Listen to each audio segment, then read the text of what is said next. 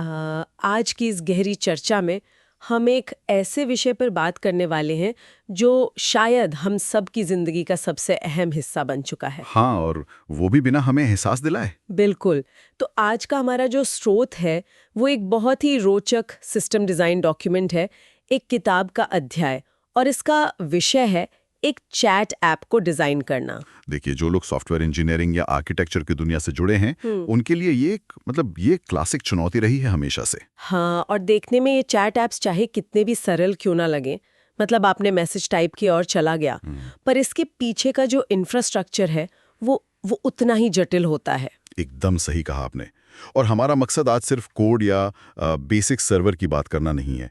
हम उस problem solving approach को समझेंगे जो 30 मिलियन मतलब 3 करोड़ डेली एक्टिव यूजर्स के लिए काम करती है। 3 करोड़ यूजर्स हर रोज, ये नंबर अपने आप में बहुत बड़ा है। बिल्कुल। जब हम इस स्केल की बात करते हैं तो ये सिर्फ एक सॉफ्टवेयर बनाने का प्रोजेक्ट नहीं रह जाता। ये रिसोर्स मैनेजमेंट का एक बहुत बड़ा खेल बन जाता है। हाँ, जहां हर एक बाइट और हर एक मिलीसेकंड का हिसाब रखना पड़ता है। वही तो। इस स्तर पर हर टेक्निकल फैसले के पीछे कुछ ट्रेड ऑफ्स होते हैं। अगर हम इस स्रोत को ध्यान से देखें तो सबसे दिलचस्प बात यह है कि इतने सारे डेटा को रियल टाइम में कैसे प्रोसेस किया जाए। और वो भी तब जब सबके पास अलग अलग फोन है, अलग अलग इंटरनेट की स्पीड है। हाँ, मोबाइल की बैटरी लाइफ कितनी है, प्रोसेसर कैसा है और इंटरनेट चल रहा है या नहीं, इन सब चीजों को ध्यान में रखकर ही एक रिलायबल सिस्टम बनाया जा सकता है। तो चलिए इसको थोड़ा विस्तार से समझते हैं। सोर्स के अनुसार सबसे पहला कदम ये तय करना है कि इस ऐप का दायरा क्या होगा, मतलब इसका स्कोप क्या होगा। किसी भी बड़े प्रोजेक्ट में स्कोप डिफाइन करना सबसे जरूरी होता है। हाँ, तो इस डिजाइन में सिर्फ one on one text messaging, real time chat, offline history और पुश नोटिफिकेशंस पर फोकस किया गया है। और जो चीजें बाहर रखी गई हैं वो और भी ज्यादा ध्यान देने वाली हैं। जैसे कि group chat, media file sharing और एंड टू एंड इंक्रिप्शन, इन सबको फिलहाल आउट ऑफ स्कोप रखा गया है। इसका एक बहुत बड़ा कारण है, जब आप सिर्फ 2 लोगों के बीच की मैसेजिंग का बेस बना रहे होते हैं तो ग्रुप चैट का जो फैन आउट मॉडल होता है वो सिस्टम की कॉम्प्लेक्सिटी को कई गुना बढ़ा देता है। फैन आउट मॉडल मतलब एक मैसेज को एक साथ हजारों लोगों को भेजना। बिल्कुल। इसलिए बेस चार्ट रिलायबल होना जरूरी है पहले। और इसी विश्वसनीयता को बनाने के लिए सोर्स में एक बहुत ही बढ़िया रियल लाइफ एग्जाम्पल दिया गया है। व्हाट्सएप की तरह ये सिस्टम मैसेजेस को सर्वर पर हमेशा के लिए स्टोर नहीं करेगा। हाँ, ये एफएमआरएल स्टोरेज का कॉन्सेप्ट सच में बहुत स्मार्ट है। सर्वर बस एक पोस्ट ऑफिस की तरह काम करेगा। मैसेज आया और उसने आगे पहुंचा दिया, और जैसे ही डिलीवर हुआ सर्वर ने उसे अपनी मेमोरी से डिलीट कर दिया। अगर हम इसको स्केल के नजरिए से देखें तो अगर 3 करोड़ यूजर्स के रोजाना के मैसेजेस हम सर्वर पर रखने लग जाएं तो कुछ ही हफ्तों में डेटा पेटाबाइट्स में चला जाएगा। और स्टोरेज का खर्चा भी तो आसमान छूने लगेगा। बिल्कुल। और स्टोरेज कॉस्ट के साथ साथ डेटा प्राइवेसी के लिए भी ये एक बहुत मजबूत कदम है। लेकिन इस पूरे सिस्टम की जो सबसे बड़ी चुनौती है वो है क्लाइंट और सर्वर का आपस में बात करना। हाँ, सोर्स में एपीआई डिजाइन पर काफी गहरी चर्चा है, क्योंकि देखिए जब 2 लोग चैट कर रहे हैं तो असली चुनौती ये नहीं है कि मैसेज कैसे भेजा जाए। असली चुनौती ये है कि सर्वर को कैसे पता चले कि उसे तुरंत दूसरे यूजर को मैसेज पुश करना है। सबसे ज्यादा अहमियत रखता है। सोर्स में कुछ विकल्पों का बहुत अच्छा एनालिसिस है। जैसे सबसे पहले शॉर्ट पोलिंग की बात आती है। हाँ, शॉर्ट पोलिंग। इसमें होता यह है कि फोन का ऐप हर कुछ सेकंड में सर्वर से पूछता है कि क्या मेरे लिए कोई नया मैसेज है, जो कि मोबाइल नेटवर्क के लिए एकदम डिजास्टर है। एकदम। इससे बैटरी तो खत्म होती ही है, साथ ही सर्वर पर ऐसे ही खाली रिक्वेस्ट का पहाड़ खड़ा हो जाता है जिनका कोई मतलब नहीं होता। इसीलिए इसको ठीक करने के लिए लॉन्ग पोलिंग का तरीका लाया गया था। इंडस्ट्री में काफी यूज भी हुआ है ये। लॉन्ग पोलिंग में क्लाइंट पूछता है और सर्वर उस कनेक्शन को तुरंत बंद नहीं करता। वो उसे तब तक होल्ड करके रखता है जब तक कोई मैसेज ना आ जाए या फिर टाइम आउट ना हो जाए। लेकिन सोर्स ये साफ कहता है कि जब स्केल बड़ा हो तो ये भी फेल हो जाता है। हाँ, क्योंकि सोचिए 3 करोड़ लोग अगर लॉन्ग पोलिंग कर रहे हैं तो सर्वर को करोड़ HTTP कनेक्शंस एक साथ खुले रखने पड़ेंगे। और हर खुला कनेक्शन सर्वर की मेमोरी खा रहा है। बिल्कुल। इससे सिस्टम पर बहुत भारी दबाव पड़ता है। इस दबाव को कम करने के लिए सर्वर सेंट इवेंट्स यानी SSE का भी जिक्र है स्रोत में। पर एसएससी की अपनी अलग समस्या है। वही तो। SSE यूनी डायरेक्शनल होता है, मतलब सर्वर से फोन तक तो डेटा आ सकता है, पर फोन उसी रास्ते से सर्वर को मैसेज वापस नहीं भेज सकता। और चैट ऐप तो दोनों तरफ से चलना चाहिए ना। बाई डायरेक्शनल होना जरूरी है। और यहीं पर एक बहुत ही लाजवाब टेक्निकल सॉल्यूशन निकल कर आता है। Web sockets. हाँ, वेब सॉकेट्स।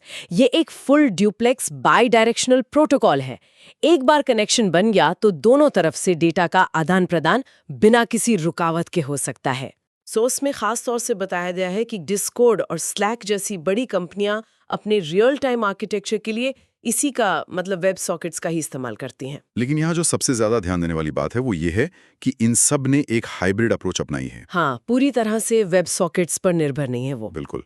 मैसेज भेजने के लिए यानी क्लाइंट से सर्वर तक जाने के लिए साधारण HTTP REST API का इस्तेमाल किया गया है। क्योंकि भेजना आसान है। HTTP रिक्वेस्ट को लोड बैलेंसर्स के जरिए अलग-अलग सर्वर्स पर आराम से भेजा जा सकता है। ये स्टेटलेस होता है। और जब सर्वर को मैसेज फोन पर धकेलना हो तब वेब सॉकेट्स का इस्तेमाल होता है। ये सच में दोनों प्रोटोकॉल्स का एक बहुत ही बेहतरीन बैलेंस है। एकदम। और इस हाइब्रिड नेटवर्क के बाद सोर्स एक ऐसी आम समस्या पर आता है जो हर चैट ऐप बनाने वाले को झेलनी पड़ती है, मैसेज ऑर्डरिंग। हाँ, ये बहुत आम दिखती है पर है बड़ी मुश्किल। कभी-कभी चार्ट में मैसेजेस ऊपर नीचे हो जाते हैं। मैंने पहले कुछ भेजा, वो बाद में दिख रहा है। ये डिस्ट्रीब्यूटेड सिस्टम्स में बहुत आम बात है, क्योंकि नेटवर्क की लेटेंसी कभी भी एक जैसी नहीं होती। और इसका सबसे बड़ा कारण ये बताया गया है कि हम फोन की घड़ी पर बहुत ज्यादा भरोसा कर लेते हैं, लोकल टाइम स्टैम्प पर, जिसे क्रिएटेड एट कहा जाता है। देखिए, हर फोन की घड़ी एकदम सटीक नहीं होती। दो फोन्स के बीच में कुछ सेकंड्स का भी अंतर हो सकता है। इसको क्लॉक ड्रिफ्ट बोलते हैं, राइट? हाँ, क्लॉक ड्रिफ्ट। इसलिए अगर हम सिर्फ फोन के टाइम से मैसेजेस सेट करेंगे तो क्रम पक्का बिगड़ेगा। तो इसका हल क्या है? इसका हल सर्वर का टाइम है, सर्वर द्वारा दिया गया मैसेज आईडी, क्योंकि सर्वर की घड़ी हमेशा सिंक होती है। पर यहाँ भी एक पंगे वाली बात है। अगर हम सिर्फ सर्वर के मैसेज आईडी का इंतजार करें तो मैसेज भेजने वाले को अपना ही मैसेज तुरंत स्क्रीन पर नहीं दिखेगा जब तक नेटवर्क से जवाब ना आ जाए, और ऐप बहुत स्लो लगेगा। यहीं पे एक और हाइब्रिड अप्रोच सामने आती है। जो मैसेजेस सर्वर तक पहुंच गए हैं उन्हें तो सर्वर के मैसेज आईडी से सेट किया जाएगा, और जो अभी रास्ते में है, जो पेंडिंग है, उन्हें फोन के क्रिएटेड एट टाइम से सबसे नीचे एक हल्के ग्रे रंग में दिखाया जाता है। ये UI के लेवल पर बहुत स्मूथ लगता है, पर सोचिए अगर इंटरनेट ही धोखा दे जाए तो क्या होगा? हाँ, मैसेज डिलीवरी फेलियर्स, ये मोबाइल सिस्टम डिजाइन का एक काफी क्रूशल हिस्सा है। बिल्कुल। शुरू में लोग ऐसी कोडिंग कर देते हैं कि नेटवर्क फेल होने पर ऐप हर एक सेकंड में लगातार मैसेज भेजने की कोशिश करता रहता है, जो कि सर्वर के लिए जानलेवा हो सकता है। इसको थंडरिंग हर्ड प्रॉब्लम कहते हैं। सोचिए, एक पूरे शहर का नेटवर्क 1 मिनट के लिए बंद हो गया, और जैसे ही वापस आएगा 3 करोड़ फोन्स एक साथ सर्वर पर रिक्वेस्ट मारेंगे और सर्वर वही क्रैश हो जाएगा। इसको हैंडल करने के लिए सोर्स में एक्सपोनेंशियल बैक ऑफ का जिक्र है। एक्सपोनेंशियल बैक ऑफ, ये मैथमेटिकल सॉल्यूशन मुझे बहुत पसंद आया। इसमें ऐप बार बार एक ही स्पीड से रिक्वेस्ट नहीं भेजता। पहली बार फेल होने पर वो 1 सेकंड रुकता है, फिर अगली बार 2 सेकंड, फिर 4, फिर 8। हाँ, ये सर्वर को सांस लेने का और रिकवर होने का टाइम देता है। और एक मैक्सिमम लिमिट के बाद ऐप हार मान लेता है और मैसेज के आगे एक लाल रंग का फेल्ड आइकॉन दिखा देता है। उसके बाद दोबारा भेजने की जिम्मेदारी ऐप की नहीं, यूजर की होती है। वो रीट्राई पर टैप करके खुद भेज सकता है। अब थोड़ा आगे बढ़ते हैं। डेटा स्टोर कहाँ हो रहा है? हाँ, क्योंकि हमने पहले कहा था कि सर्वर तो मैसेजेस डिलीट कर देता है, तो सारी चैट हिस्ट्री फोन में ही रहनी चाहिए। सोर्स इसके लिए SQLite का सुझाव देता है, मोबाइल के लिए रिलेशनल डेटाबेस। SQLite बहुत लाइट होता है मोबाइल के लिए, पर यहाँ एक बहुत ही आर्किटेक्चर लेवल का ट्विस्ट है। वो फॉरेन की कंस्ट्रेंट्स वाला पॉइंट ना? बिल्कुल। आमतौर पर बैकएंड में हम यूजर के लिए अलग टेबल बनाते हैं, मैसेजेस के लिए अलग, और उन्हें जोड़ते हैं। पर मोबाइल प्रोसेसर सर्वर जैसा नहीं होता। आम प्रोसेसर पर जब SQLite में कॉम्प्लेक्स जॉइंस लगाए जाते हैं तो वो बहुत स्लो हो जाता है और बैटरी भी काफी पीता है। इसीलिए इन सारी कॉम्प्लेक्सिटीज को हटाकर एक ही डेटाबेस फाइल जैसे chats.db बनाने की बात की गई है। हाँ, डीनॉर्मलाइज तरीके से एक ही टेबल में सब कुछ, ताकि लिखना और पढ़ना फास्ट हो जाए।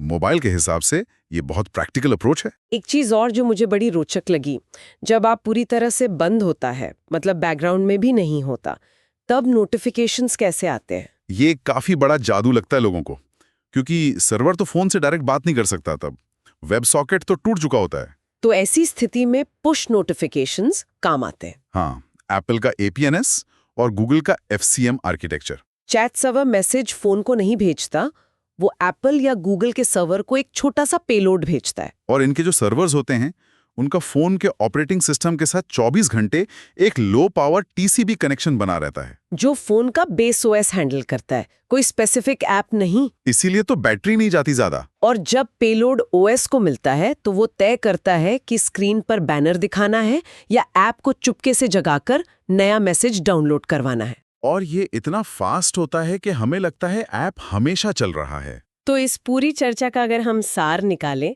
एक साधारण सा दिखने वाला चैट ऐप असल में HTTP, वेब सॉकेट्स, SQLite और in exponential back of algorithms का एक बहुत ही बेहतरीन संगम है। वाकई, जब अगली बार आपको डिलीवर्ड का वो छोटा सा टिक मार्क दिखे ना, तो समझ लीजिए उसके पीछे कितनी बड़ी मशीनरी काम कर रही है। बिल्कुल, एक बड़ा इकोसिस्टम है ये। पर इस स्रोत के बिल्कुल आखिर में एक ऐसी बात उठाई गई है जो मेरे ख्याल से अपने आप में एक बहुत बड़ी बहस का मुद्दा है। आप ऑनलाइन स्टेटस की बात कर रहे हैं ना? हाँ। Present services. हाँ, मैसेज भेजना और नोटिफिकेशन आना एक तरफ, पर सिस्टम को ये कैसे पता चलेगा कि आप ऑनलाइन है या ऑफलाइन? सोर्स में TCP हाफ ओपन स्टेट का बड़ा अच्छा उदाहरण है। जैसे आप फोन पर बात कर रहे हैं और अचानक किसी टनल में चले गए। नेटवर्क चला गया पर आपने फोन काटा नहीं, तो सर्वर दूसरी तरफ से हलो हलो करता रहता, उसे पता ही नहीं चलता कि आप डिस्कनेक्ट हो चुके हैं। और वो आपको ऑनलाइन दिखाता रहता है, जो कि गलत है। इस हाफ ओपन स्टेट को पकड़ने के लिए सर्वर्स को लगातार हार्टबीट सिग्नल्स भेजने पड़ते हैं। और 3 करोड़ यूजर्स के साथ हर कुछ सेकंड में हार्ट बीट्स प्रोसेस करना एक अलग ही लेवल की चुनौती है। बिना सिस्टम को स्लो किए सटीक प्रेजेंस ट्रैक करना एक अलग इंजीनियरिंग चैलेंज है, जिस पर आगे कभी और सोचा जा सकता है। यह सच में सोचने वाली बात है कि जो लास्ट सीन या ऑनलाइन इंडिकेटर हमें इतना छोटा लगता है, वो बैक एंड पर कितना पावर खा रहा होगा। तो जो लोग इस डीप डाइव को सुन रहे हैं उनके लिए दोस्तों, उम्मीद है आज की इस गहरी चर्चा से आपको उन ऐप्स की टेक्निकल दुनिया समझने में मदद मिली होगी जिन्हें हम रोजाना बिना सोचे समझे बस इस्तेमाल करते हैं।